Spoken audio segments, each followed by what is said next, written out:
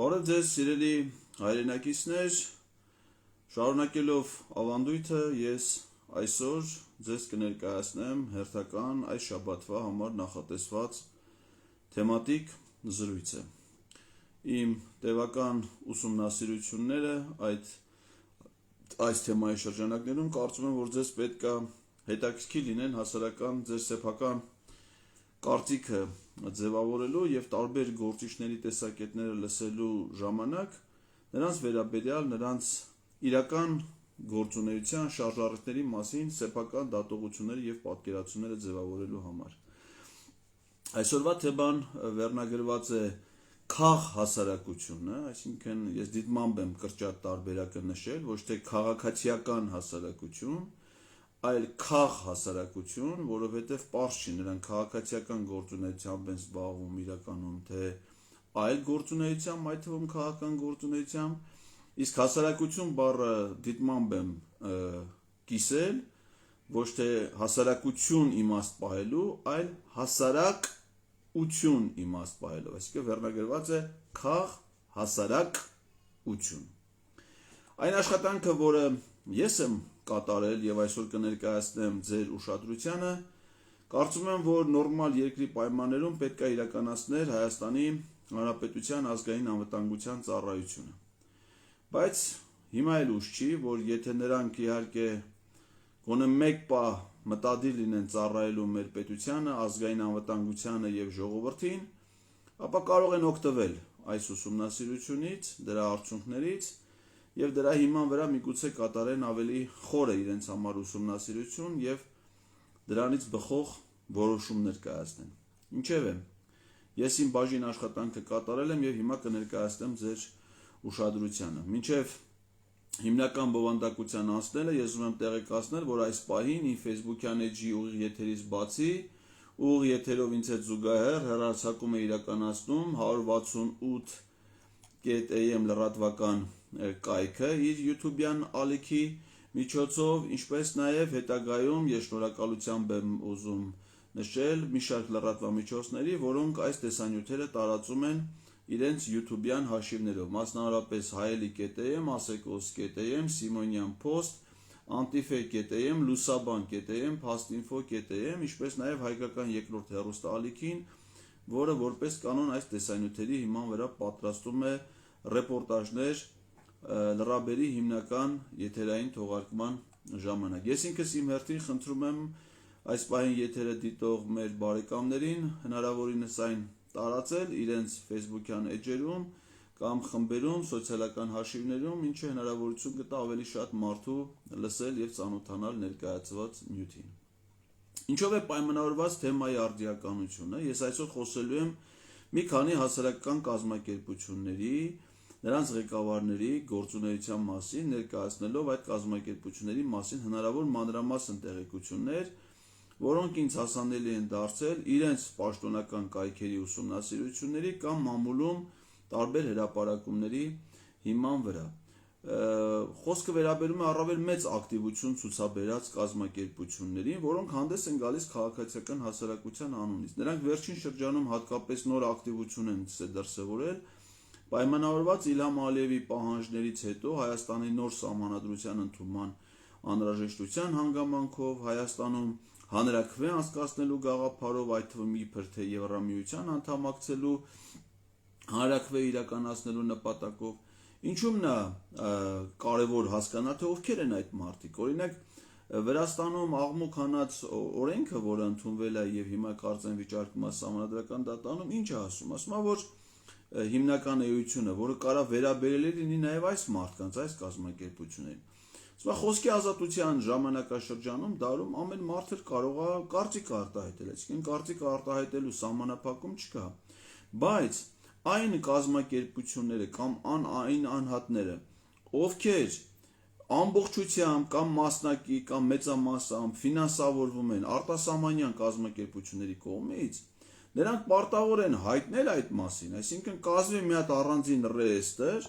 այնտեղ ասվի, որ այս կազմակերպությունները ամբողջությամբ կամ մասնակի ֆինանսավորվում են այս կազմակերպությունների կողմից։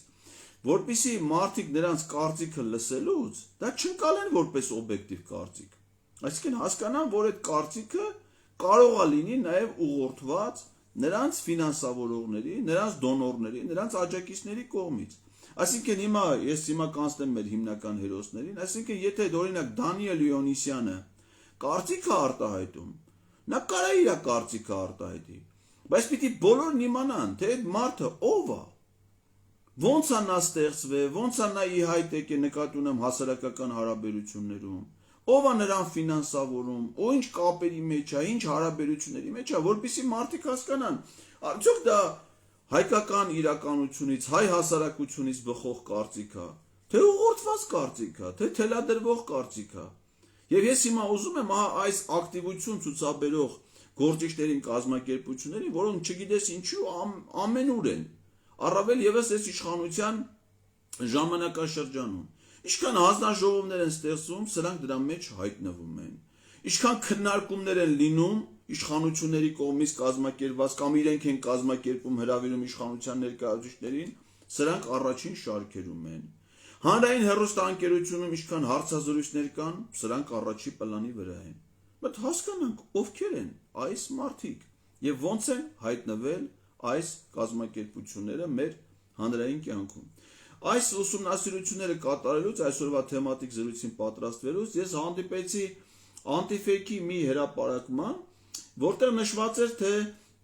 ասենք հայաստանյան մի շարք կազմակերպություններ ինչ ֆինանսավորումներ են ստացել։ Ես Antifake-ի այդ աղբյուրից ասեմ, հետո կանցնեմ իմ սեփական ուսումնասիրություններին։ Այ օրինակ այնտեղ հիմնական շեշտը դրվում էր մասնավորապես Սորոսի հիմնադրամից, այդպես կոչված, որը իր պաշտոնական անվանումն է Բայց հասարակությունների ինստիտուտի հիմնադրամի կողմից ֆինանսավորման։ Այսպես օրինակ Դանիել Իոնիսյանին պատկանող իրազեկ քաղաքացիների միավորում ՀԿ-ի տարեկան բյուջեն, սա Antifake-ի աղբյուրից եմ ասում, կազմել է $1,070,000, որից $282,505 Սորոսի հիմնադրամից։ Էկոլուր կազմակերպությանը Սորոսի հիմնադրամը տվել է $17,970։ Մեդիա նախաձեռնությունների կենտրոն ԶԼՄ-ների թվապատման գործունեության թրեյնինգներ լրագրողների համար $2,560,000։ Բուն հիմնադրամը ստացել է $1,060,000, այդ թվում $78,300 Սորոսի հիմնադրամից։ Հելսինկյան քաղաքացիական ասամբլեայի Վանաձորի գրասենյակ, սա Արթուր Սաքունցն է ղեկավարում, իրան մասերկուսի մասին մանրամասն եմ խոսելու, ուրեմն ստացել է տարեկան $1,160,000, այդ թվում $655,992 Սորոսի հիմնադրամից։ Ժուրնալիստների ասպարեզ ակումբ, որը ղեկավարում է Լևոն Բարսեղյանը, ստացել է $1,180,000, այդ թվում $68,210 Սորոսի հիմնադրամից։ Երևանի մամուլի ակումբ $1,980,000 եւ այսպես բազմաթիվ կազմակերպություններ, որոնք փաստորեն 100,000-ավոր դոլարներով, անգամ $1,000,000-ից ավել ֆինանսավորում են ստանում դրսի կազմակերպություններից։ Ես հիմա առանձնացրել եմ դրանցից 5-ին, որոնք առավել ակտիվ են հատկապես այս սահմանադրական փոփոխությունների կամ հանրաքվեի կազմակերպման գործընթացում, որպեսզի մենք բոլորս միասին հասկանանք, այս մարդիկ ովքեր են, ինչ են ասենց առաջ ընկել։ Այս ինչ ոգևորություն է, այս ինչով է պայմանավորված, որն է իրանց իրական շարժառիթներն ու մոտիվացիան։ Իմ առանձնացված կազմակերպություններն են իրազեկ քաղաքացիների միավորում հասարակական կազմակերպությունը, Հելսինկյան քաղաքացիական ասամբլեայի Վանաձորի գրասենյակը, Գյումրու ժուրնալիստների ասպարեզ ակումբը, Իրավունքի Եվրոպա հասարակական կազմակերպությունը եւ Ազատ քաղաքացի հասարակական կազմակերպությունը։ Հիմա առանձին սրանց մասին։ Իրազեկ քաղաքացիների միավորում հասարակական կազմակերպությունը մեզ ավելի հայտնի է որպես Դանիել Իոնիսյանի կողմից ղեկավարվող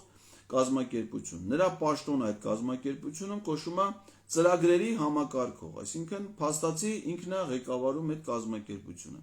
Հետաքրքիր է, որ այս թվարկածս կազմակերպությունների մեծ մասը, ոչ բոլորը, բայց մեծ մասը ստեղծվել են ադրբեջանա-թուրքական հեղափոխությունից, 2018 թվականից մի քանի տարի առաջ։ Տպավորություն կա, ասենք տրամաբանությունը հուշում է, որ նրանք հատկապես ստեղծվել են կամ ֆինանսական աջակցություն առավել սկսել են այդ ադրբեջանա-թուրքական հեղափոխությանը ուղիղ աջակցություն ցուցաբերելու համար։ Իրենք իրենց բնույթով բոլորը առանց բացառության աջակցություն են ցուցաբերել ոչ միայն 18 թվականի ադրբեջանա-թուրքական հեղափոխությանը, այլև հետագայում մինչ օրս, անգամ պատերազմից հետո շարունակում են դառնալ այս իշխանությունների սատելիտը, նրանց շահերը սպասարկողը։ Երբեմն իհարկե նրանք հանդես են գալիս, իբր թե չեզոք են, քաղաքացիական հասարակություն, ՀԿ կապ չունեն,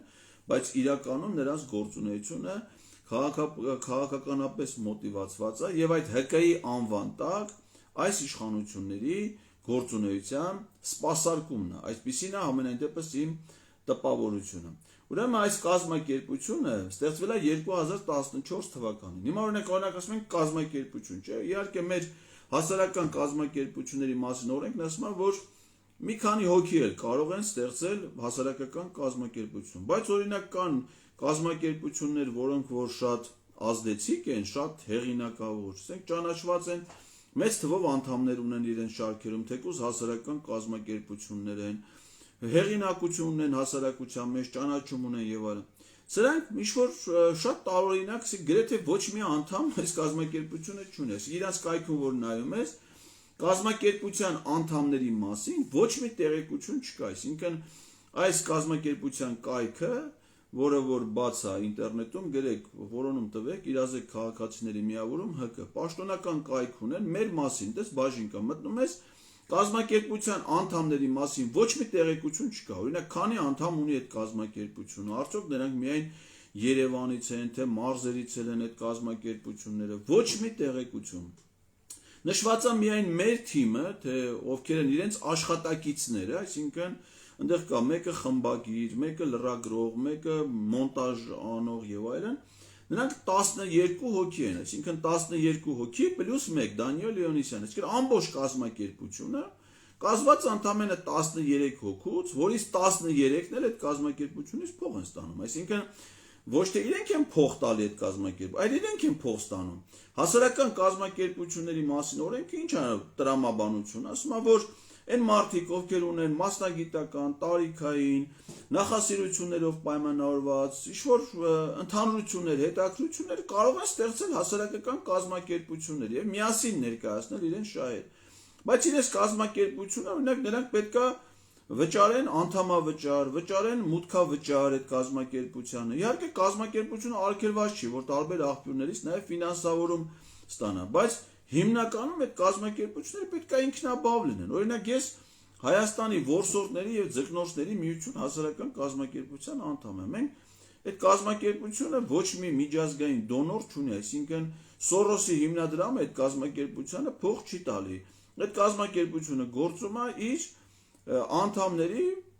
անդամավճարների հաշվին։ Եվ տրամաբանությունը դա է հուշում։ Իհարկե կարող է լինել նաև այլ աղբյուրներից աջակցություն, բայց հիմնականը պետք է ինքնաբավ լինի։ Հիմա այս կազմակերպությունները փաստացի ոնց որ անդամ էլ չունեն։ Կամ ընդամենը 12 հոգի, մեր ամբողջ հասարակությունից ընդամենը 12 հոգի, որոնք իրանցից նաև կազմակերպությունից փող են ստանում։ Օրինակ 2022 թվականի իրանց հաշվետվության մեջ նշված է, որ իրանք ունեն 24 աշխատակից, ոչ թե կազմակերպության անդամ, այլ աշխատակից։ Այդ կազմակերպության կայքում մի լուսանկար չկա այդ կազմակերպության ենթադրենք ժողովների մասին, թե ինչպես են ընտրվել կազմակերպության ղեկավարը, ծրագրերի համակարգող կոչվածը կամ մյուս պաշտոնյաները։ Օրինակ ինքը Դանիել Լեոնիսյանը այդ նույն կազմակերպությունով ցես մի հատ ավանդույթ ունի, դա մշտական դիտարկում է, մշտադիտարկում է, որ երբ որ հանրահավաքներ են լինում, մի հատ անօթաչու թռչող տեսանկարահանող սարք է բարձրացնում օդ, նկարում է հանրահավաքը եւ հրապարակիչ որ ծրագիր ունեն, ասում են անհատական հաշվարկի մեթոդը եւ ասում են ենթադրենք միասին այլընտրանքային հասարակական քաղաքական շարժման հանրահավաքին մասնակցել է 4600 մարդ կամ չգիտեմ Էդգար Ղազարյանի հրահրված հանրահավաքի մասնակցել է 2400 մարդ։ Իրենք ուրիշների կազմակերպած միջոցառումները լուսանկարում են, անհատական հաշվարկի մեթոդով ասում են, թե դրանք քանի մարդ են մասնակցել, բայց մի հատ լուսանկար իրանց կայքում չեն հրապարակի, որից պարզ են ընդհանրապես իսկ իրանք ժողով անում են արդյոք, ասենք յուրաքանչյուր կազմակերպություն առնվազն 2 տարին մեկ անգամ, որպես կանոն տարին մեկ անգամ, իրավունք ունեն ավելի հաճախակի ընդհանուր ժողով անցկացնել։ Հիմա օրինակ այդ կազմակերպությունը 2014 թվականից սկսվել, հիմնադրվել է, 10 տարի անցել է։ մի հատ նկար չունեն, որ ասեն, այս մեր կազմակերպության ընդհանուր ժողովն է, ընդհանրենք 2013 թվականի կամ 2012 թվականի կազմակերպության ընդհանուր ժողովն է, որին մասնակցել է ընդհանրենք 50 մարդ, ինքը ուրիշի հանրահավաքի 2400-ը ֆիքսում ասում է դա շատ է կամ քիչ, իրենք իրենց կազմակերպության գործունեության մասին, հավաքների մասին, մասնակիցների, դրանց թվականակի, ամսաթվի վերաբերյալ ոչ մի տեղեկություն իրենց կայքում չեն հրապարակում։ Տարօրինակ չի սա։ Իսկ ինչով է այս իրանց հրապարակայնությունը արտահայտվում։ Ովքեր են սրանք, ով է այս մարդը, որտից է այդ, Դանիել Լեոնիսյան, Երևանի պետական համալսարանի ֆիզիկայի ֆակուլտետի շրջանավարտա բակալավրիատի, որ նայում ես իր կենսագրությունը առանձնապես ոչ մի տեղից հնարավոր չի գտնել, ոչ մի տեղ իր մասնագիտությամբ չի աշխատել, ոչ մի պետական պաշտոն չի զբաղեցրել, երբևէ որևէ պատասխանատու գործունեություն, որ ասես հասարակական կյանքում այս մարդը պատասխանատվություն է ստանձնել, այս աշխատանքն է իրականացնել, հիմա այս զբաղվում դեսպա չի եղել այդ մարդու կյանքում։ Պատահական մի հատ երիտասարդ ամբողջությամբ ֆինանսավորում է դրսից ու հանդես է գալի հայ հասարակության անունից, իր կազմակերպությունում, անունը դրել է կազմակերպությունը, բայց այդ կազմակերպությունում հայ չկա, ընդհանրապես մարդ չկա, հայ ֆինանսավորող չունի, բայց ասում է ես հայկական կազմակերպություն եմ, դե դու ո՞նց էր հայկական կազմակերպություն, դու կարաս ելնես, ասենք հիմա կասեմ էլի սրանց հաշվետվություն, իդեպ ասեմ, այս թվարկվածս 5 կազմակերպությունների մեջ սա միակն է, որ կայքում գոնե իր ֆինանսավորման մասին գոնե որոշ տեղեկություններ է դրել, չնայած անհասկանալի բան է, չգիտեմ, ֆինանսավորում, բալանս, ցեկետիշ բանը չգիտեմ էլի, դրանց դասակարգումներ չկան, բայց այնուամենայնիվ գոնե իմանում ես, թե որ կազմակերպությունը իրան ինչքան փող է տվել։ Ուրեմն իրենց կողմից այդ կազմակերպության կողմից 6 առանձին կայքեր են կառավարվում։ Մեկը կոչվում է փաստերի ստուգման հարթակ, մյուսը ում դիմել, երրորդը արտաքին քաղաքական քարտեզ, չորրորդը watchdog լրագրության առցանց դասընթաց, հինգերորդը reforms, վեցերորդը քարոզիա պատերազմի քաղաքական քրոնիկոն։ 2023 թվականի տարեկան հաշվետվությունը այդ կազմակերպության մինչև օրս հրապարակված չի, այսինքն հիմա արդեն 2024 թվականի հուլիսի վերջի օրն է, այդ կազմակերպության 2023 թվականի հաշվետվությունը դեռ հրապարակված չի։ Ամենաթարմ հաշվետվությունը դա 2022 թվականի հաշվետվությունն է։ Ինչ է պարզվում, որ այդ կազմակերպությունը ունի 8 դոնոր, 8 ֆինանսավորող, որոնցից 7-ը արտասահմանյան կազմակերպություններն են,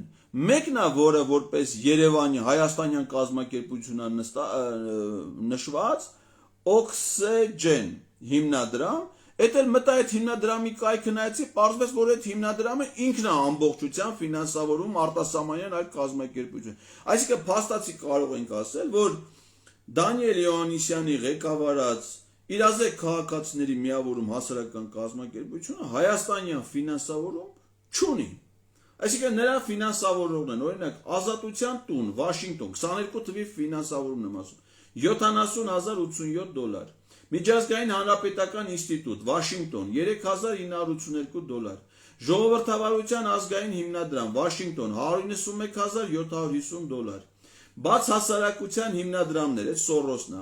$111,206 առանձին է, $11,604 առանձին, Oxygen հիմնադրամը, որի մասին խոսում է, $6,547, Պրահայի քաղաքացիական հասարակության կենտրոն, Չեխիա, $20,340, Հայաստանում ԱՄՆ դեսպանություն, այսինքն դեսպանությունից ուղիղ ֆինանսավորում, $32,241, իրենց ընդհանուր տոտալը գումարը կազմում $531,311 կամ ամսական $44,200։ Պատկերացրեք ինչ թվերի մասին է խոսքը։ Հիմա ես ուզում եմ մի հատ իմանալ, էլի մեզ լսող մարդիկ, որոնք ենթադրենք աշխատում են, աշխատավարձ են ստանում, տարեկան $44,000 եկամուտ, ասենց ընտանիքներ, կազմակերպություններ քանիսը կան Հայաստանում։ Մարդիկ ովքեր բիզնեսով են զբաղվում, ասենք օրինակ մեր շենքի մոտ մի հատ մթերային խանութ կա։ Ես չգիտեմ այդ մարդիկ ամսական $44,200 շրջանառ, $44,200-ը բաժանած ասենք 30 ամեն օր եթե աշխատեն, օրը 1473 առևտուր պիտի անեն։ Արդյոք քսես բիզնեսներ կան Հայաստանում, մարդը 44200 ամսեկան փող է տնօրինում։ Ու այդ ամբողջ ֆինանսավորումը արտասահմանյան կազմակերպություն, իհարկե կազմակերպությունն է, որ անդամ չունի։ Այսինքն մենակ անունը դրել է կազմակերպություն, փողերը գալիս է ու ծրագրեր է իրականացնում։ Դե պարզ է, չէ՞ ինքը որ իրան իրականացած ծրագրերի համար ում է հաշվետու։ Բացառապես դոնորին, ումից որ ինքը փողը ստանում է։ Ու այդ դոնորներն էլ լրիվ կայուն, այսինքն ամեն տարի նույն դոնորները նույն կազմակերպությանը ֆինանսավորում են։ Ասենք օրինակ 2021 թվականի Ազատության տուն, Վաշինգտոն, նորից 56999, Միջազգային հանրապետական ինստիտուտ, Վաշինգտոն 4000, Ժողովրդավարության ազգային հիմնադրամ, Վաշինգտոն 150500, Ստե մի հատ ավելացել է, բաց տեղեկատվության համագործակցություն, Լոնդոն 4789, էլի Սորոսի հիմնադրամ 117505, 4373, Օքսիջեն հիմնադրամ 45510, սրանք դոլարներ են, Պրայ քաղաքացիական հասարակության կենտրոն 12170, Հայաստանում ԱՄՆ դեսպանատուն 43850, այսինքն 22 թվին ԱՄՆ դեսպանատուն իրանց տվել է 32241 դոլար, ուրեմն 21 թվականին 43850 դոլար։ Հարց առաջանում, ասենք դեսպանատունը դա պետության, կառավարության ներկայությունն է մեր երկրում։ Հիմա ես մանամ, ասենք ԱՄՆ դեսպանատունը Հայաստանյան կազմակերպությանը ամեն տարի կանոնավոր ինչի է փող տալի։ Ինչ խնդիր ունի։ Ես էլ եմ դեսպան եղել։ Մենք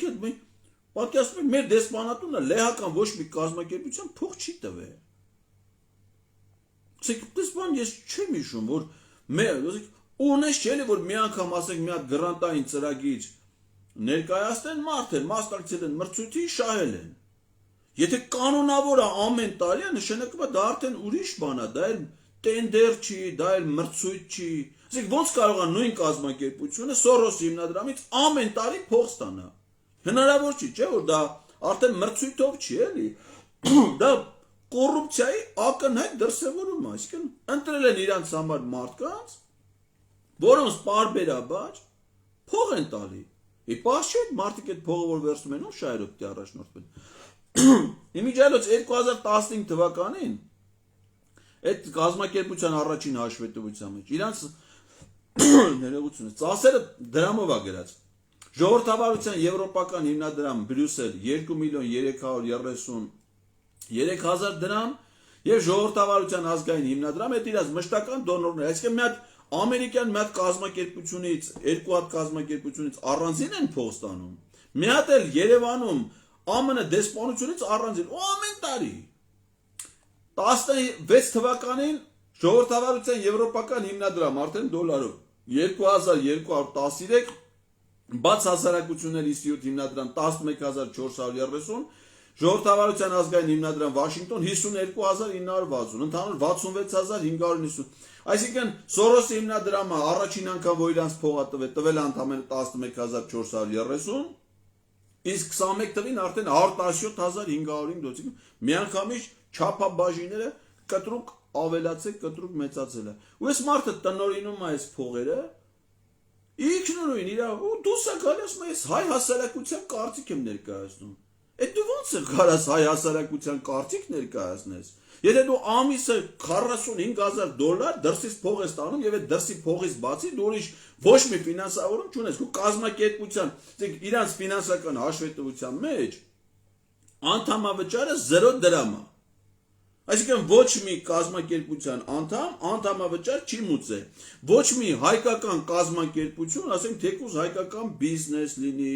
կամ հայկական մի հատ ուրիշ կազմակերպություն լինի, իրանց փող չի տվել։ Բացի մի դեպքից, ուշադրություն, սա շատ կարևոր է։ Հայաստանի կառավարություն։ Պարզվում է, որ Ադրբեջանը թուրքական հեղափոխությունից հետո 2019 թվականին եւ 2020 թվականին այս կազմակերպությունը Հայաստանի կառավարությունից էլի առանց մրցույթի ուղիղ որոշմամբ ստացել է դրամաշնոր Արցախում տեղական ինքնակառավարման մարմինների ընտրություններում 2019 թվական Եվ Արցախում 2020 թվականի ազգային ժողովի եւ Արցախի նախագահի ընտրություններում դիտորդական առաքելություն իրականացնելու նպատակով։ Պարզվում է, որ իրենք Երևանյան գրասենյակից բացի ունեն նաեւ Արցախյան գրասենյակ։ Ստեփանակերտի կոչվում է իրազեկ քաղաքացիների միավորման Ստեփանակերտի գրասենյակ, որը ստացել է 16 միլիոն 200,000 դրամաշնոր Արցախի հանրապետությունում սեպտեմբերի 8-ին, խոսքը 19 թվի մասին է, կայանալիք թիմ ընտրություններում դիտորդություն կատարելու համար։ Ուրեմն այդ կազմակերպության կայքում իրենց կազմակերպության Ստեփանակերտի գրասենյակի գոյության մասին ոչ մի տեղեկատվություն չկա։ Մտել նայել եմ 2019 թվականի հաշվետվություն, 2020 թվականի հաշվետվություն, ոչ մի խոսք, ոչ մի բառ, ոչ մի դրամ հիշատակված չի, որ իրանք Հայաստանի կառավարությունից նույնպես փող են ստացել։ Այսինքն դրսի դոնորների մասին ստացած, նրանցից ստացած գումարների մասին հաշվետվություններում տեղեկություն ներկայացված է, բայց Հայաստանի կառավարությունից ստացած փողերի մասին ոչ մի խոսք չկա։ Ուրեմն 16 միլիոն 200,019 թվին են ստացել։ Իսկ 2020 թվականին ուրեմն իրազեկ վարչապետի 192 որոշմամբ ստեղծված մրցութային հանձնաժողովի որոշմամբ, թե ոնց է այդ մրցութային հանձնաժողովը որոշել, չգիտեմ, նույն իրազեկ քաղաքացիների միավորման Ստեփանակերտի գրասենյակ ՀԿ-ն հաղթել է դրամաշնորհային մրցույթը եւ որպես դրամաշնորհ ստացել է ուշադրություն 60 միլիոն դրամ ընտրությունների առաջին փուլի համար, իսկ նախագահական ընտրությունների հնարավոր երկրորդ փուլի դեպքում եւս 20 միլիոն դրամ։ Transparency International կազմակերպությունը միաժամանակ կառավարությունից ստացել է 2019 թվականի համար 17 միլիոն 480,000 դրամ Արցախում թիմ ընտրություններում դիտորդական առաքելություն իրականացնելու համար։ Այսինքն ինչա հուշում, որ այս մարդիկ հիմա ինչի համար եմ սա հատկապես նշում։ Դանիել Լեոնիսյանը, որ հիմա հարցազրույցներ է տալի, վերջերս ես էլ էի Բանավեճի Factor TV-ում ինքն էլ ներկա, այն տեսակետն է ներկայացնում, որ Արցախը Ադրբեջան է եւ դա Ալմատայի հռչակագրից է, Ալմատայի հռչակագրով Հայաստանը դա հայկական ԽՍՀ-ի սահմաններում պետքա լինի, իսկ 91 թվականից Արցախը պետքա լինի Ադրբեջանի կազմում։ Սա իր տեսակետն է։ Ես այն ժամանակ իրան հարցեցի, հիմա էլ եմ հարցնում, բայց եթե Արցախը քո իմանալով 91 թվականից Ադրբեջանը,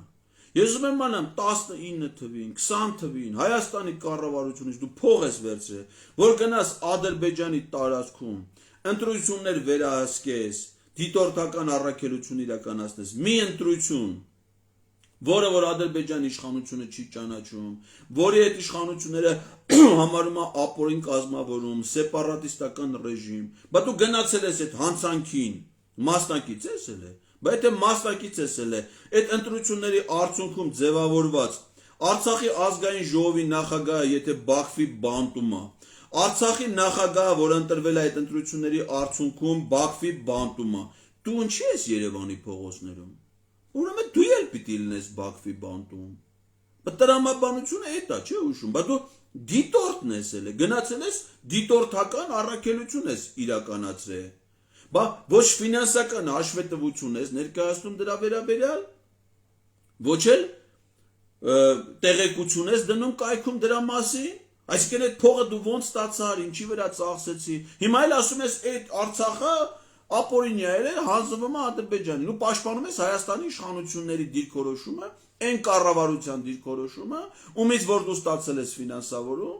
եւ այն կազմակերպությունների դիրքորոշումը, որից դու հիմա ստանում ես դիրքորոշում։ Եվ դա կոչվում է Հայաստանի քաղաքացիական հասարակության կամ Հայաստանի քաղաքացու կարծիք, որը պիտի դա հանրային հեռուստաընկերությունից ներկայացվի կամ ներկայացված լինի սահմանադրական բարեփոխումների հանձնաժողովում կամ կոռուպցիայի կանխարգելման, չգիտեմ, վարչապետին առընթեր հանձնաժողովում կամ հանրային խոհ, որտեղ ասես սա եղել է։ 18 թվականի ադրբեջանա-թուրքական հեղափոխությունից հետո սրան մեկես Շյոպիկ Սաֆարյանին, բերին մտցրին հանրային խորհուրդ։ Հետո այդ հանրային խորհուրդը լուծարվել է մինչև հիմա փաստացի 21 թվից մինչ օրս, արդեն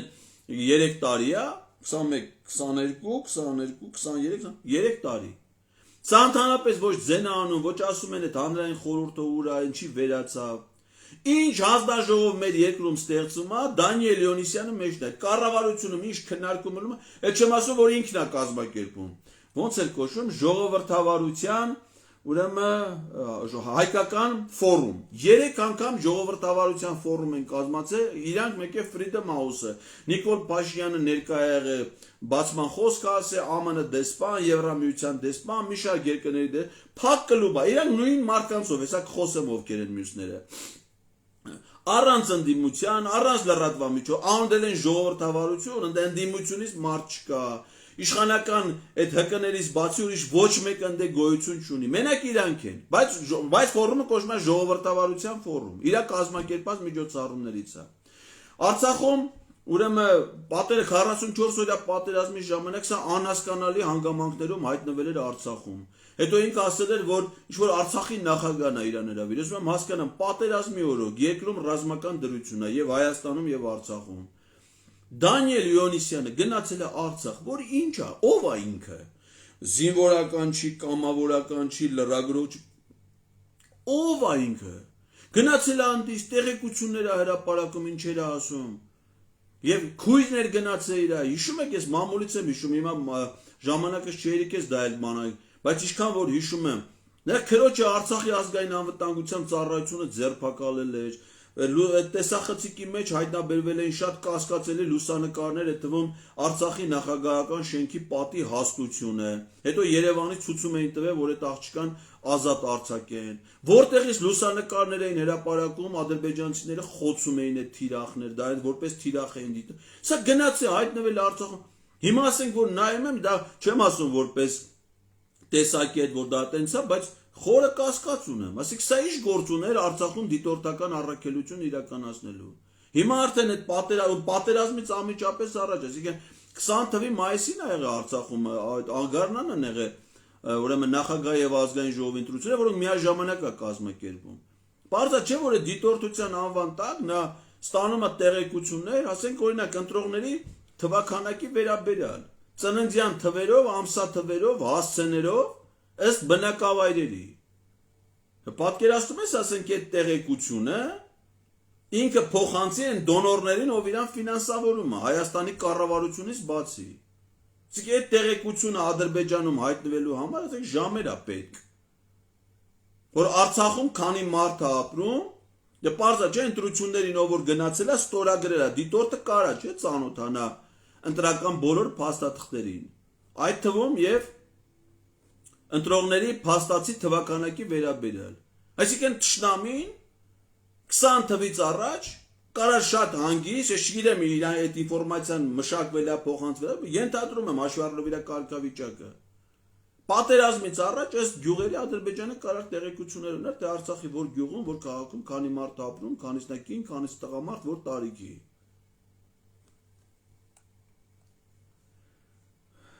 Ուրեմն հետաքրքիր է, որ 2019-2020 թվականների իրենց հաշվետվությունների մեջ, երբ որ ներկայացնում են իրենց թիմը, այնտեղ լուսանկարով նաև պատկերված է Մանե Գևորգյանը, ով հանդիսանում էր վարչապետ Նիկոլ Փաշինյանի մամուլի խոսնակը։ Այսինքն բացի դրանից, որ սրանք իրենց գործունեությամբ գաղափարապես փաստացի իշխանությունների աջակից են, այլ նաև կան նաև իշխանության ներկայացուցիչներ, որոնք ծնվել են կամ հետագայում աշխատել են իրենց թիմերում, աշխատակազմերում։ Հաջորդ ուրեմն մեր հերոսական կերպարը Հելսինկյան քաղաքացիական ասամբլեայի Վանաձորի գնասենյակն է, որի նախագահը Արթուր Սաքունցն է։ Այս վերջերս հանրային հեռուստաընկերությունում էլ այդում է բան, եւ 19 թվի սահմանադրական փոփոխությունների հանձնաժողովի անդամ է եղել եւ 22 թվին ձևավորված հանձնաժողովի անդամ է։ Ինքը հիմա որոշում է, թե Հայաստանը նոր սահմանադրություն ունենա, թե սահմանադրության մեջ փոփոխություն կատարվի, փոփոխություն կատարվելուց ինչը փոխվի։ Արթուր Սաքունցը մասնագիտությամբ քիմիկոս, ոչ մի մասնագիտական աշխատանք արել, էլի ոչ մի պետական պաշտոն, պատասխանատու, որ ասես, ենթադրենք, ասենք հիմա օրինակ խոսում են, չէ, այլ մարդկանց մասին, ասում են Գևորգ Դանիելյանը դատախազ է եղել, արդարադատության նախարար է եղել, համալսարանական պրոֆեսոր է, իրավագիտության դոկտոր պրոֆեսոր, ասես Արման Թաթոյանը եղել է արդարադատության նախարարի տեղակալ, մարդու իրավունքների պաշտպան, իրավագիտության թեկնածու։ ասենք էլի ուրիշ մարդիկ հասարակական գործունեության մեջ որ կարծիք են այդում, հասկանում ես ովքեր են։ Արա սրանք ով են։ Ով ասա, որ ամեն տեղ մեր պետության ճակատագիրն է որոշում։ Ամենուր սրանք այդ իրանց ֆորումներում կազմակերպում, այդում առաջի պլանի վրա լուրջ թեմքով ունենց ակնոցներով, մեզ կարծիք։ Արա դու ով ես այդ բալա։ Որտուց ես հայտնվեին, ու հետո նայում ես տենում ես ով է։ Ուրեմն Հելսինկյան քաղաքացիական անսամբլեան ստեղծվել է 90 թվականին Եվրոպայում հիմնադիր իրավունքների ազատությունների բազմակարծության մարդու պահպանման բանալավման նպատակով։ Հայաստանյան մասնաճյուղը հիմնադրվել է 1998 թվականին, այսինքն շատ ավելի շուտ է, քան այս ադրբեջանա-թուրքական հեղափոխությունը։ Ուրեմն աջակցում է Հայաստանում քաղաքացիական հասարակության, հավասարության եւ մարդու իրավունքների, այդ թվում կանանց իրավունքների, փոքրամասնությունների եւ ԼԳՏԲ իրավունքների ամրապնդմանը։ Ուրեմն 18 թվականին ուրեմն աջակցել է ադրբեջանա-թուրքական հեղափոխության, այդ ինֆորմացիան Վիկիպեդիայում է իրաց մասին դրած, այսինքն ինքը համարում է քաղաքացիական հասարակական կազմակերպություն, բայց պարզվում է քաղաքական գործունեությամբ զբաղվել, աջակցել է քաղաքական process-ներին, ուրեմն եւ նաեւ հանդես է եկել, բացի այդ ադրբեջանա-թուրքական հեղափոխության մասնակից լինելը, քաղաքական հայտարարություններով, մասնավորապես, որ Հայաստանը չանդամակցի Մաքսային միությանը, դուրս գա ԵԱՏՄ-ից, ՀԱՊԿ-ից եւ 2022 թվականին սեպտեմբերի 14-ին տիրող իրավիճակի նորից էլի ՀԱՊԿ-ից դուրս գալու կոչեր արել եւ այլն, Վիկիպեդիա սա չկարդամ էլի, բանը Ես իմ համար նախապատրաստում եմ այդ բաները, բայց ամենը չներկայացնեմ ժամանակի խնայման իմաստով։ Ուրեմն համագործակցումը Եվրոպայի խորհրդի, Եվրոպական միության, Հայաստանի Հելսինկյան կոմիտեի, Human Rights Watch-ի, Ժողովրդավարության ազգային հիմնադրամի, ԵԱԿ-ի, Pink Armenia-ի, սա էլ ԼԳՏՊ-ի, ինչպես նաև Հայաստանում տեղակայված մի քանի դիվանագիտական եւ հասարակական կազմակերպությունների հետ։ Նայում ես սրանց կայքը։ Ուրեմն 2023 թվականի հաշվետվություն, ինչպես նախորդի դեպքում, մինչև օրս հրապարակված չի ընդհանրապես որևէ տեղեկատվություն կազմակերպության մասին, թե ինչով են զբաղվել ամբողջ 2023-ին, այդ հաշվետվությունը չկա։ 22 թվական կամ դրանից առաջ իրանք ոչ թե գրում են, թե որ դոնորները իրանք ինչքան փող են տվել, ինչքան փող ա ունեցել այդ կազմակերպությունից ինչքան, այլ գրում է, թե ինքը իրանք կազմակերպությունը ինչքան հարկ ա վճարել։ Օրինակ ասենք ասում է 2022 թվականին կազմակերպությունը վճարել է 74 միլիոն 492,895 դրամի ընդհանուր հարկ։ Դե պարզ է, որի մեծ մասը եկամտային հարկն է, հետո պարտադիր կൂട്ടակային կենսաթոշակային վճար, դրոշմանշային վճար։ Սա էլ այդ զինվորականների սոցիալական ապահովագրության հիմնադրամ։ Այսինքն Ինչքան հարկերն ինչից են վճարել աշխատավարձից, բոլոր ինչպես աշխարհի բոլոր մնացած մարդիկ բացի Եվրամիության դիտորդները, այս մարդիկ Հայաստանում իրենց ստացած եկա աշխատավարձից հարկ են վճարում։ Սրանք ցույց են տալի միայն իրենց աշխատակազմի, այսինքն այդ կազմակերպության աշխատակիցների վճարած աշխատավարձի հետ միասին վճարած հարկերը։ Բայց ինչքան փող է, օրինակ Դանիել Յունիսյանը գրել է, թե որ կազմակերպություն իրենց ինչքան փող է տվել։ Սրանց դեպքում միայն դոնորների անուններն է նշած, բայց ֆինանսավորման չափ նշած չի։ Ու դոնորներն ովքեր են։ Բաց հասարակության հիմնադրամներ Հայաստան, սա Սորոսի հիմնադրամն է, Եվրոպական միություն, Ամերիկյան իրավաբանների ընկերակցություն, Նորվեգիայի Հելսինկյան կոմիտե, Ժողովրդավարության ազգային ֆոնդ, Արևելյան գործընկերության քաղաքացիական հասարակության ֆորում։ Սրանք էլ իր դոնորներն են, բայց ոչ մի տեղեկություն ֆինանսավորման չափի վերաբերյալ գոյություն չունի։ Ոչ մի հայկական կազմակերպություն այս կազմակերպությանը չի ֆինանսավորել։ Անդամավճար, այսինքն նայում ես կազմակերպության անդամների մասին եւ ղեկավար մարմինների մասին ոչ մի տեղեկություններ չկա։ Օրինակ ասենք Արթուր Սաքունցը Հելսինկյան այս կազմակերպության Վանաձորի գրասենյակի ղեկավար։ Երկրորդ մարդը չկա, որ այդ կազմակերպության անունից հանդես գա, ասի ես էլ այդ կազմակերպության գրասենյակի ղեկավարի տեղակալն եմ, կամ չգիտեմ, այդ գրասենյակի անդամ եմ։ Երկրորդ մարդը չկա։ Մենակ ինքն է։ Ստանում է ֆինանսավորում են այն անտիֆեկը գրել էր։ Միլիոններ, այսինքն իրանք չեն գրում ինչքան փող են ստանում, միլիոններ։ Ասում են ՀԿ-ես, չէ՞։ ՀԿ-ես, 98 թվականից ստեղծված ՀԿ-ը։ Մի դրամ մեկ այդ կազմակերպության անդամավճար մուծելա թե չէ։ Ասենք Վանաձորի մի հատ ընկերություն, ասենք օրինակ Վանաձորի գլորյա կարի ֆաբրիկան կամ չգիտեմ Վանաձորի քաղաքապետարանը, չգիտեմ այդ հայկական կազմակերպություն էլի։ Մի դրամ քեզ փող տվելա թե չէ։ Բա հարց առաջանում չէ, եթե դու Հայաստանում գործող կազմակերպություն ես, ոչ կազմակերպության անդամ ունես, հայ, ոչ կազմակերպության ֆինանսավորում ունես, հայկական։ Դու էլ ո՞նց ես հայկական կազմակերպություն։ Դու էլ մի անհատ ես, քո տեսակետը ո՞նց դառավ մեր հասարակության տեսակետը, հասարակության ինչ-որ մի խմբի տեսակետը։ Օրինակ, կարամ նորմալ կազմակերպության օրինակ բերեմ հասարական, այն որսորդների ցկնորսները մի կողմ են։ Ասենք օրինակ Հայաստանի փաստաբանների պալատ, չէ, փաստաբանների միություն։ Կազմակերպություն է, ամեն փաստաբան այդ կազմակերպության անդամավճար է մուծում։ Եվ այդ կազմակերպության հիմնական ֆինանսը կարող է իրանք նաև այլ աղբյուրներից էլ են ֆինանսավորում ստանում, աջակցություն ստանում, ինչ-որ ծրագրեր անում։ Բայց այդ կազմակերպությունը հիմնականում գործում է իր անդամների վճարած անդամավճարի հաշվին։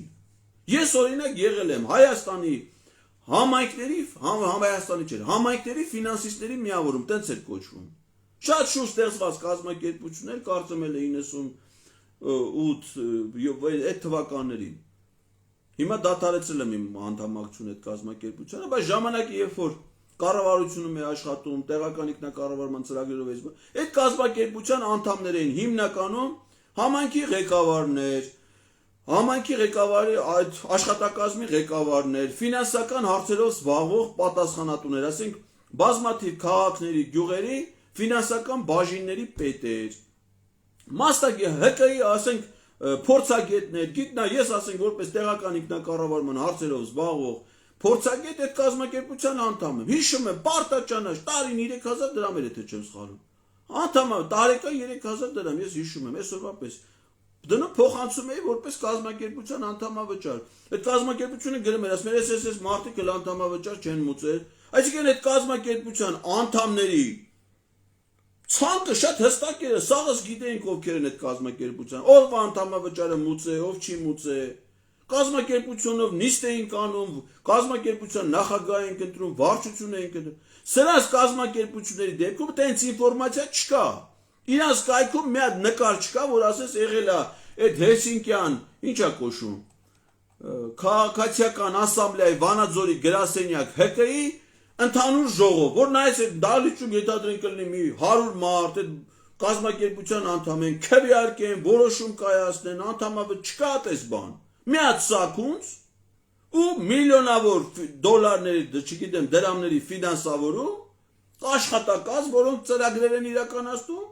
ու արտասահմանյան ֆինանսավորում։ Բայց դու որտե՞ղ, հիմա ասենք դու գնացել ես, դառել ես Հայաստանում սահմանադրություն փոխելու հանձնաժողովի անդամ, ում տեսակետն ես ընդ ներկայացնում։ Փաստաբանների պալատի նախագահը, ասենք, հայ փաստաբանների տեսակետն են ներկայացնում այդ հանձնաժողովում։ Հայաստանի իրավաբանների միությունը լինի, դատավորների միությունը, մասնագիտական կազմակերպություններն եմ էլ ասում։ Ասես դրանք այդ մասնագիտական հանրույթի տեսակետներն են ներկա։ Իրանք կազմակերպությունում ժողով են արել, հարցերը քննարկել են, որոշել են, իրանց ներկայացնել այդ հանձնաժողովը։ Բայց դուք ո՞ւմ եք ներկայացնում։ Ամերիկայի բաց հասարակության ինստիտուտներին ինչ գործ ունի բաց հասարակության հիմնադրամները մասնակցի Հայաստանում սահմանադրության փոփոխությունների գաղափարի քննարկմանը։ Ո՞վ է նա։ Բայց ինք այդ կազմակերպության ներկայացուցիչն է, ընդ որում ասեք այնպես չէ, որ մարդ ես մի տարի սրանից ֆինանսավորում ստացել է, ամեն տարի նույնից, ամեն տարի, այսինքն դրանց աշխատողն է։ Բայց ինչ կապ ունի նա Հայաստանի հետ, հայ հասարակության հետ։ Ուրեմն անդամավճարը չեն մուծվել, ասեցինք։ Հելսինկյան Վանաձորի գրասենյակի դատարանում պարտվել է, նայեք նայեք, անտիֆեյքին դատի է տվել 2022 թվականի դեկտեմբերի 27-ին դատարանի վճիռ է եղել։ Դատարանը որոշել է, որ օտարերկրյա շահը սպասարկելով Նիկոլ Փաշինյանին իշխանության բերելով ու վերջնարդյունքում Արցախը հանձնելու սատարելով, օտարերկրյա շահի սպասարկման վերջնարդյունքում Արցախը հանձնելու սատարելու, այս հկների աշխատակիցներն իրենց կործանարար գործունեության եւ Արցախը հանձնելու նպաստելու դիմաց ստացել են միլիոնավոր դոլարների գումար արտահայտությունները զրպարտություն չեն համարվել։ Այսինքն անտիֆեյքը հրապարակումներ ունեցել, այս կազմակերպությանը ասել է, որ դուք SSS որ մեջ բերեցի, դա է կարի, Արցախը հանձնող եք, ճշտամուշահայր սպասարկող եք եւ այլն, դատի են տվել անտիֆեյքին, դատարանը որոշում է կայացրել ի օգուտ անտիֆեյքի, այսինքն ասել է, որ ոչ էլ սխալ են ասել այդ մարդիկ։ Իսկ փաստացի դատարանն էլ եկեն եզրակացության, որ դուք օտար շահը սպասարկում եք ի վնաս հայ ժողովրդի։ Ու հիմա էլ ընդգրկված եք մեր պետության, մեր ժողովրդի համար ճակատագրական որոշումներ կայացնող հանձնաժողովների կազմում։ Հրավիրվում եք մեր պետության ֆինանսավորման գործող հանրային հեռուստաընկերություն Պետրոս Ղազարյանը Հայաստանի հետ բազմաթիվ իրավաբաններից, սահմանադրագետներից եւ այլնից Հայաստանի սահմանադրության փոփոխության կամ նոր սահմանադրության ընդունման հարցը քննարկումը Արթուր Սաքուցի հետ։ Ղազարյան vs Ղազարյան, այս վերջի թողարկումը դրան էր նվիրված անտիֆեյքում, չէ՞ որ ես էլ այդ վիրտուալ մասնակցում եմ հենց այդ նույն բան։ Չէ՞ ով է նա ինչ գործը, իսկ փոխարեն ասես արա դու ինչ գործ ունես այդ հանձնաժողովը, հələ ով ես ում շահերն ես ներկայացնում։ Ում տեսակետներն ես ներկայացնում։ Հələ մենք նստում ենք լսենք թե Արթուր Սաքունցը ինչ կարծիքի է։ Արթուր Սաքունցը լեմա թո իմանա իր հոր հետ ինչ հարաբերություններ ունի։ Ու մինչալը սրանք բոլորը չէ, մեծ մասը ինչ որ ընտանեկան խնդիրներով են։ Դանիել Իոնիսյանը մոր հետ, Արթուր Սաքունցը հոր հետ, մամուլում հրապարակումներ։ Ժուրնալիստների Գյումրու ասպարեզ ակումբը մեր հաջորդ հերոսն է հարսի է։ Սրանցածեք մի հատ նորմալ ասեք ընտանեկան, ասես միջավայրով հարաբերություններով մարդ դժվար է գտնել։ Կազմակերպության նախագահը մտնում է կայքը նայում է ժուրնալիստների ասպարեզ ակումբ, բայց նախագահը Նադեժդա Հակոբյան, խորհրդի նախագահ Լևոն Բարսեղյան։ Որտե չկա այս մարդը։ Հարցազրույցների են կանչում, չգիտեմ, իստեր ներկայացնում, տեսակետներ արտում։ Ով է սա։ Դարձել է ինչ-որ մի պահ Գյումրու համայնքի հավաքանու անդամ, այսինքն ինքը ոչ թե լրագրողը, հասարակական գործիչ կամ ակնհայտ քաղաքական գործունեությամբ զբաղվում եւ ոչ միայն թաքցնելով, այլ երբեմն ուղիղ քաղաքական process-ներին մասնակցելով։ Ինչ որ մի ժամանակաշրջանում ընտրվել է Գյումրի հավաքանու։ Ընտրել են Գյումրու իրեն հայտարարել է այսել կա որպես աթեիստ եւ անարխիստ։ Շիրակի Միքայել Նալբանդյանի անվան պետական համալսարանի կառավարման խորհրդի նախագահն է։ Այսինքն ինչ գործ ունի։ Նիկոլ Փաշյանը մինչև այդ ասում էր, որ պիտի բուհերը ապակենտրոնացվեն, բուհերի ուսանողներն ու դասախոսները պիտի իրենց ամեն մեկ իր բուհը ղեկավարի կառավարի։ Հիմա ես եմ մանրամասն Լևոն Բարսեղյանը Գյումրու պետական համալսարանի ուսանողա թե դասախոսա ինչ գործ ունի նա ալնի պետական բուհի կառավարման խորհրդի նախագահ։ Իսկ սա ինչ է հուշում, որ ինքը ուղիղ իշխանական մարդ է։ Իշխանություններն են պաշտոնա զբաղեցնում։ Նա ո՞նց կարա լինի քաղաքացիական հասարակության ներկայացուցիչ։ Նա իշխանության ներկայացուցիչ է, այդ կարգավիճակով է հանդես գալի։ Տենց է խափում մարդկանց։ Ոնց որ մյուսները։ Ժուրնալիստների այդ ասպարեզակումը հիմնադրվել է 99 թվականին։ Մտնում ես իրանց կայք, մտեք նայեք, այդ ինչ որ ասում են բաց աղբյուրները։ 0 հաշվետվողականություն։ Ոչ մի հաշվետվություն։ Եթե ասենք Դանիել Իոնիսյանը գրում է թե ամեն տարի իրան ինչքան փող են տվել, ով է տվել, եթե Արթուր Սաքունցը չի գրում ինչքան փող է տվել, բայց գրում այն կազմակերպությունները, որ իրան փող են տալի, Գյումրու ասպարեզակում տարապես այդ թեմայով 0 տեղեկություն։ Ով է իրան փող տվել, ինչքան է տվել, 0 հաշվետվություն իրանց կայքում։ Ոչ մի տեղեկատվություն դոնորների, դրանց կողմից տրված ֆինանսավորման մասին, այդ կազմակերպության անդամների մասին, վճարած անդամավճարների մասին, ոչ մի տեղեկություն գոյություն չունի։ Սրանք են կազմակերպություններն են, որոնք պայքարում են կոռուպցիայի դեմ։ բայց իրենց գործունեությունը ոտից գլուխ կոռուպցիայի սահմանման ուղիղ բնութագրումը։ Կոռուպցիան ի՞նչ է։ Հաշվետվողականության պակաս, թափանցիկության պակաս, գործունեության ռիսկայնություն, կանոնավոր եւ անհասկանալի չհիմնավորված ձևով ֆինանսավորում, այսինքն եթե մի կազմակերպություն քեզ բաց հասարակության իսկ ամեն տարի փող է տալի, սա արդեն դուրս է գալի մրցույթ, գործընկերություն, ծրագիր, դոնո այդ տրամաբանությունից։ Դա արդեն ուղիղ ֆինանսավորում է։ Բազմաթիվ կազմակերպություն ընտրել են մի քանիսին ուղիղ ֆինանսավորում։ Հայաստանում հազարավոր հասարակական կազմակերպություններ կան, հազարավոր, բայց ամեն տեղ էս մի քանիսն են։ Մտնում ես, ասենք, լրատվությունը նայում ես, սրանք են, դա հաջորդը։ Իրավունքի Եվրոպա հասարակական կազմակերպություն։ Նախագահ Լուսինե Հակոբյան։ Ես որ 10-ում փորձագետ էի, մեր օֆիսի թարգմանչուհին էր Լուսինեն։ Հետո ամուսնանում այդ Էդվարդ Եգորյանի որդու, Էդվարդ Եգորյանը առաջի գումարման Գերագույն խորհրդի պատգամավոր էր, Սահմանադրական փոփոխությունների հանձնաժողովի անդամ։ Գերագույն խորհրդի պետաիրավական հարցերի հանձնաժողովի նախագահն էր։ Նրա տղան ամուսնացել է, այդ տղու հետ գնացել է Անգլիայում, թե որտեղ մի տարով, թե տարուկես մագիստրատուրա է արել իրավագիտություն, կոչվել է իրավաբան։ Մարդու կնիկ են, այսինքն այդ կազմակերպության նախագահը եղել է այդ Էդվարդ Եգորյանի տղան, Տիգրան Եգորյանը։ Հետո երբ որ սրանց հարսանիքի քավորը Սահմանադրական դատանում այդ ինքնահռչակված փոխնախագահ Վահե Գրիգորյանն է։ Երբ որ իրանց քավորը դարձավ Սահմանադրական դատանի դատավոր, մինչև այդ Վահե Գրիգորյանը զբաղվում էր մարտի 1-ի գործերով որպես փաստաբան։ Այդ գործի համար փող կար, դրսից փող, որ այդ փողը չկորի, Տիգրան Եգորյանն է դառնում Վահե Գրիգորյանի փոխարինողը, հայերենում դրան ասում են նաև փոխնորդ։ Տիգրան Եգորյանը դառնում է Վահե Գրիգորյանի փոխնորդը։ Փոխարինում է նրան, նա արդեն դատավոր անդե է միլիոններ ստանում, հեսա քիչ է համարում իրան ամսական 2 միլիոն աշխատավարձը, ուզում է գնա եւ մարդու իրավունքների եվրոպական դատանում դատավոր 16000 եվրո աշխատավարձ տանա ամսական։ Այս 3-6000-ը քիչ է էլի իրան։ 3000-ը ինչքան է մի խոսքով։ 2 միլիոն դրամ մոտարապես ստանում են ՍԴ դատավորները։ Իր այդ փոփոխությունները։ Սա բերել է այդ Եգորյանին սարքել է այդ գործով իրան փոխարինող, դրա կինը Լուսինե Հակոբյանը դարձել է կազմակերպություն մարդու կնիկ։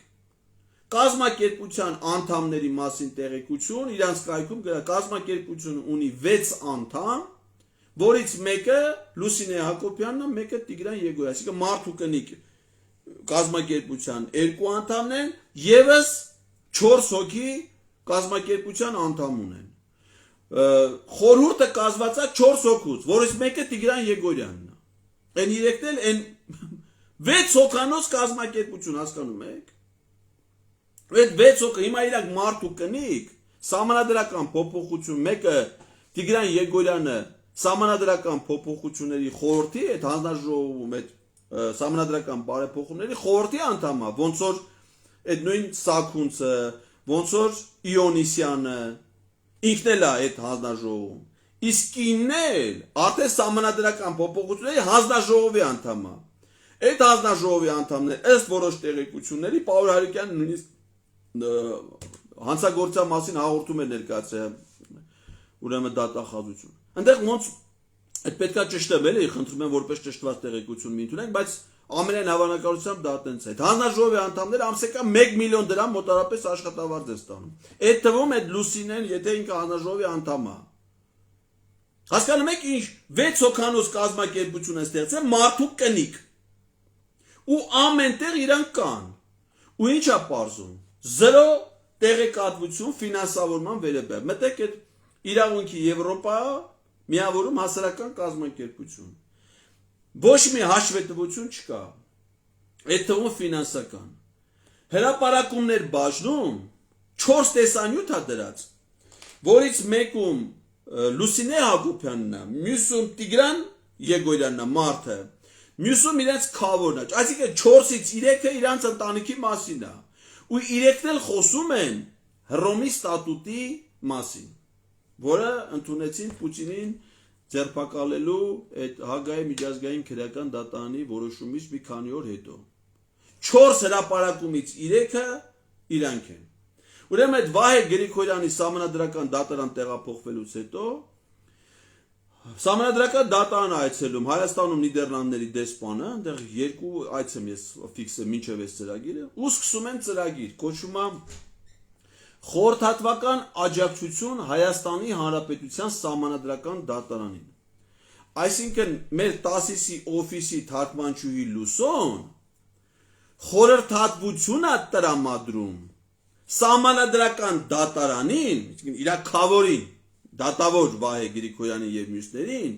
որ նրանք իմանան թե ինչ բան է, էլի սահմանադրական դատարանը, սահմանադրական դատարանի ֆունկցիաները ու ֆինանսավորումը ստանում է Հայաստանում Նիդերլանդների դեսպանությունից 2 ծրագիր են իրականացել իրար հաջորդող։ Ու ասենք կազմակերպում է ուսումնական այց ենթադրենք Նիդերլանդների թագավորություն։ Ինքը քավորը դատարանի մի քանի աշխատող, 2 դատավոր Այս վերջերս վերջին տեղեկության նաև ուսումնական այցելություն Նիդերլանդների թագավորություն հայտնի զույգերը Կարեն Անդրեասյանը, Մինասյանը արդարադատության նախարար, ինքը ամուսինը, այդ ընտանիքներով էլի։ Ուսումնական այց Նիդերլանդների թագավորություն ստանում են հսկայական ֆինանսավորում Հայաստանում Եվրամիության ներկայացությունից, եվրոպական երկրը, մենք ուզում ենք, որ Հայաստանը դառնա Եվրամիության անդամ, հանրաքվեան, դուք ով եք։ Այսինքն Եվրամիությունը ուզում է, որ Հայաստան դառնա, որտեղ դուք այդ կազմակերպությաններ, հիմա մենք ուզում եմ իմանամ իրավունքի Եվրոպա հասարակական կազմակերպության այդ 6 անդամները ինչքան անդամավճար են մուծել։ Հայկական մի կազմակերպություն իրանց հետ փոխգործակցում է թե չէ։ Մի կազմակերպություն, մասնավոր կլինի, հասարակական կլինի, պետական կլինի, որ ֆինանսական աջակցություն չկա այդպես բան։ Մյուս հերոսը, այս էլ ասեմ ու վերջացնեմ, ոնց որ շատ ալնում։ Հովսեփ Խուրշուդյան ներկայանում է ազատ քաղաքացի հասարակական կազմակերպություն։ Մտնում ես ինտերնետ, գրեք էլի հիմա դժվար չի։ Հենց այս եթերից հետո գրում եք Google-ում Հովսեփ Խուրշուդյան, կարամ հենց հիմա զուգահեռանը բացում ես Google, Հովսեփ, այսի ցանկացած մարդ դա կարանի, Հովսեփ Խուրշուդյան։ Ցանկացած հանրային գործի գրես Վիկիպեդիայում ինչ-որ ինֆորմացիա։ Սրա մասին ոչ մի բերում է իր հարցազրույցները, չգիտեմ, տարբեր տեղ, ելույթներ, բան, բայց ինֆորմացիա ուզում ես իմանաս, այս մարդը ինչ կենսագրություն ունի, որտեղ է սովորե, ինչ աշխատե, ինչով է զբաղվե, ոչ մի տեղեկություն այս մարդու մասին գոյություն չունի։ Չես հասկանում, այլ մարդ, իսկ ով է։ Մեկ էլ այս կազմակերպությունը, որի նախագահն է, ամենտեղ ասենք Facebook-յան իրանց էջը մտնում ես, Հովսեփ Խուրշուդյան ամենտեղ ասած է դա կասեմ որտե էլի։ Հրավիրում են իրեն բան, հարցազրույցների։ Խոսում Հայաստանը ռուսների դեմ, ռուսում։ Այ բալա, դու ով ես։ Ով ես դու։ Ուրեմն այս կազմակերպությունը, որի նախագահն ինքն է, այդ կազմակերպության կայքում եւս մի մարդու մասին տեղեկություն կա, որ այդ կազմակերպության նախորդ նախագահն է եղել Դավիթ Սանասարյանը, այսինքն այդ կազմակերպության նախագահը եղել է Դավիթ Սանասարյանը, հետո դառել է Հովսեփ Խուրշուդյանը։ Ուրեմն Հովսեփ Դավիթ Սանասարյանը, ասեմ, այդ ադրբեջանա-թուրքական հեղափոխության ամենաակտիվ մասնակիցներից մեկն էր, դրանից առաջ այդ ոստիկանության շեյքի վրայի այդ բանի գրոհի 16 թվի այդ process-ները երկուսն էլ եղել են ժառանգություն կուսակցության անդամ, պաշտոն է ստացել անմիջապես այդ 18 թվի ադրբեջանա-թուրքական հեղափոխությունից հետո վարչապետին ենթակա, ուրեմն վերահսկողական ծառայության ղեկավար, կարճ ժամանակ աշխատելուց հետո հայտնվել է կոռուպցիոն սկանդալում, ազգային անվտանգության ծառայությունը հարուցել է քրեական վարույթ, իրան այդ գործում ներգրավել են որպես մեղադրյալ, իր տեղակալին, իրան ինչ-որ դիալեզի բանի գործերի մեջ մինչև հիմա չհանգուցալուծված մի հատ քրեական գործով է։ Այսինքն դա մենը մի քանի ամիս էր պետք սրան աշխատելու ու կոռուպցիոն սկանդալի մեջ հայտնվելու համար, որ ինքը գնացել էր վերահսկելու վարչապետի վերահսկողական ծառը, ամբողջ պետական կառավարման համակարգ, ամբողջ գործադիր իշխանության համակարգը։ Ու ինքն է հայտնվում մի քանի ամիս հետո կոռուպցիոն սկանդալի մեջ ու հանում են գործից։ Դրանից հետո առանձնապես զենզուն չկա, մեկ էլ հայտնվում է։ Այսինքն վարչապետի այն արտախորհրդարանական ուժերով հանդիպումներում պարտադիր ընդեն նստած է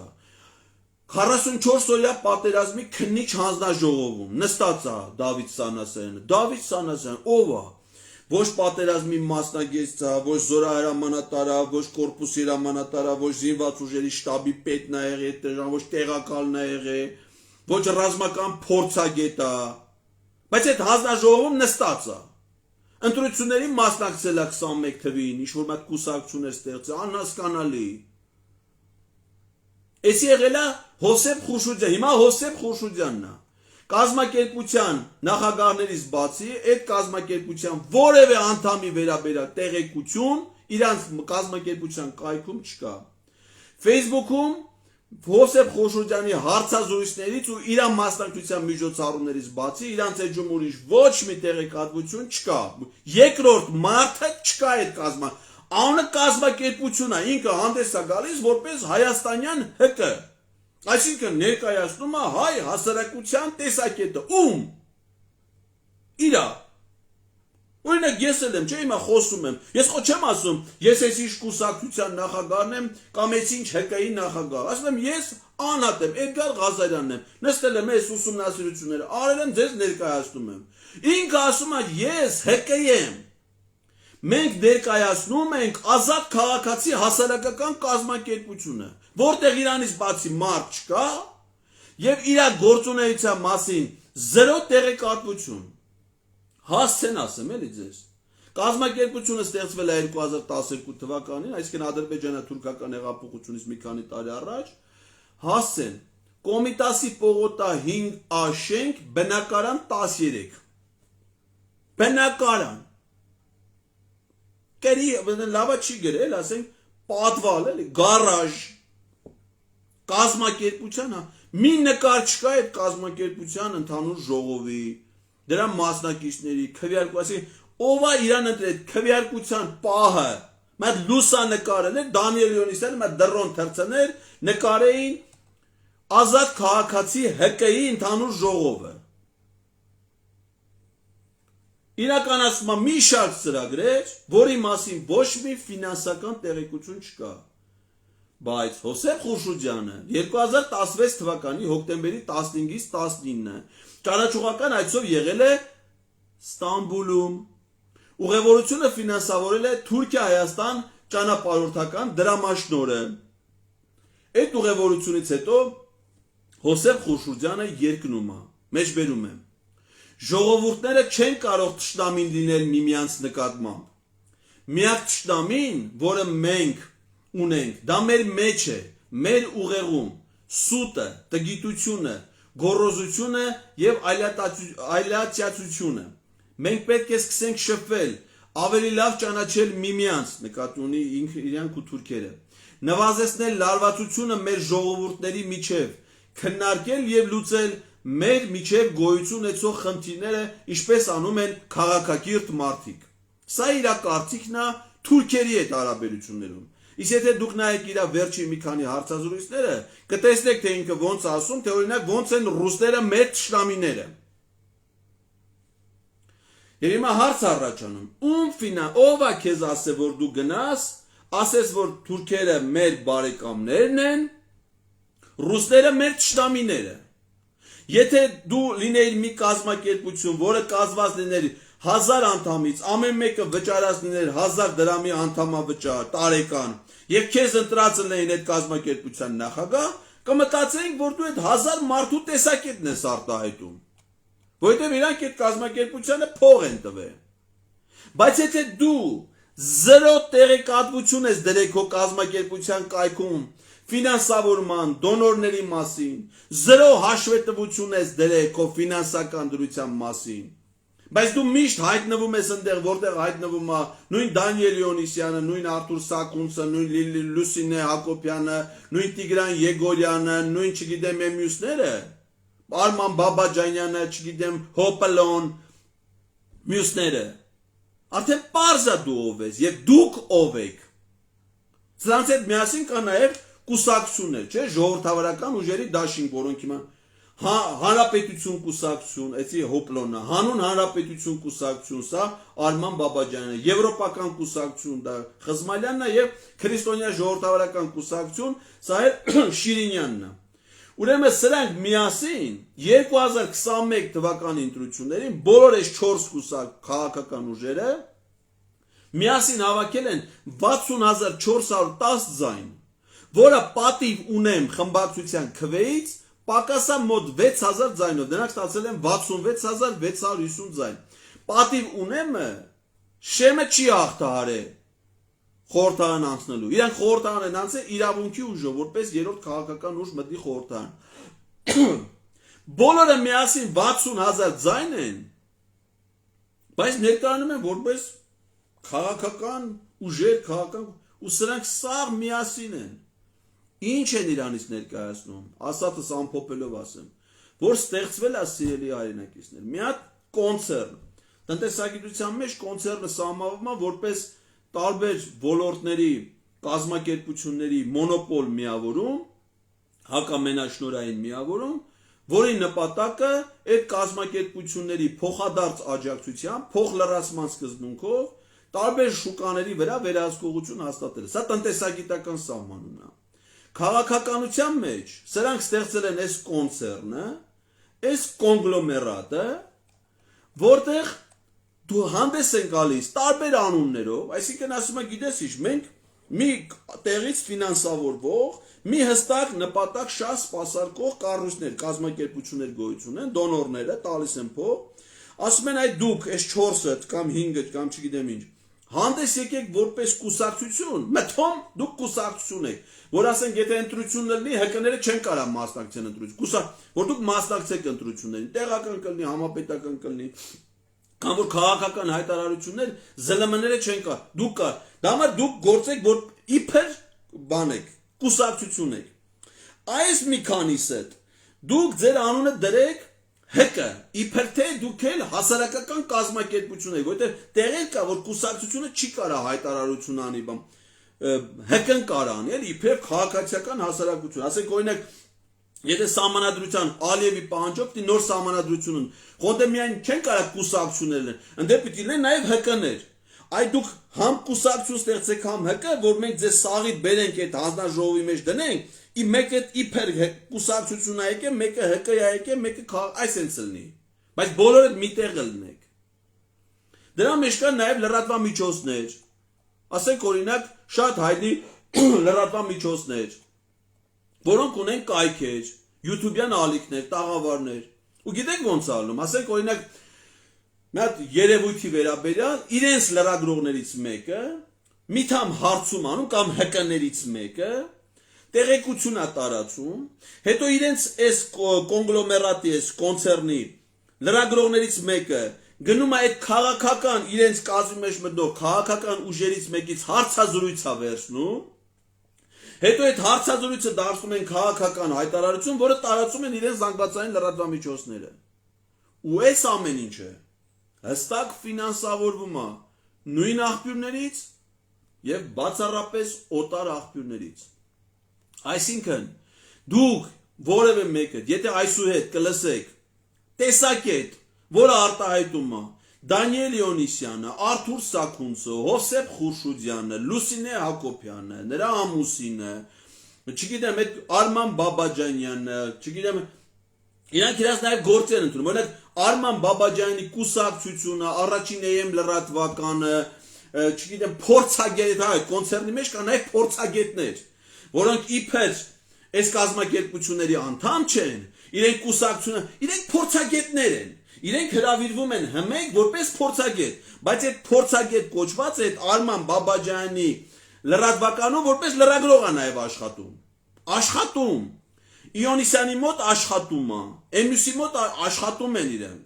այսինքն ընդ հստակ մեխանիզմներ, ժամացույցի պես աշխատում է արդեն տարիներ առաջ, ու դա բերե հանգեցրել այս 18 թվի ադրբեջանա-թուրքական հեղափոխության, ու հələ շարունակում են, ինչն են շարունակում, օտար շահի սպասարկումը, իսկ այդ օտար շահը Դա արդեն հստակ երևում է իրանց դոնորից իրանց ֆինանսավոր։ Այսինքն եթե հիմա Դանիել Իոնիսյանը ասում է, որ Հայաստանին պետք է նոր սահմանադրություն, եւ դա պարզվում է, որ նաեւ դա Իոնիսյանից բացի Սաքունցի տեսակետն է, Եգորյանի տեսակետն է, այսի իրանց շպիտի հարցնել ասել դուք ինչ եք այդ կարծի, այդ իրանց կարծիքը չի։ Պետք է գնալ Հայաստանում Միացյալ Նահանգների դեսպանի մոտ եւ ասել տիկին դեսպան, Ադրբեջանի նախագահ Իլհամ Ալիևի Հայաստանի նոր սահմանադրություն ընդունելու անհրաժեշտության հայտարարությունից հետո դուք ինչի եք ուզում, որ Հայաստանն ընդունի նոր սահմանադրություն, որովհետև դա Իոնիսյանի, Սաքունցի եւ մյուսների կարծիքը չի, դա տիկին դեսպանի կարծիքն է։ Պետք է գնալ Հայաստանում Եվրամիության ներկայացուցիչ դեսպանի մոտ ասել նորին գերազանցություն, պարոն դեսպան։ Դուք ինչի եք ուզում, որ Հայաստանի սահմանադրությունը փոխվի կամ նորն ընդունվի։ Արդյոք դա դուք չեք խախտում պետության ներքին գործերին միջամտելու միջազգայինորեն հարգված սկզբունքները։ Թե դու ես ծվում որ դա ոչ թե դուք եք հայտարարում այդ ձեր ֆինանսավորման մի հատ կազմակերպություն, ուրեմն դա դառնում է հայաստանյան կազմակերպության տեսակետ։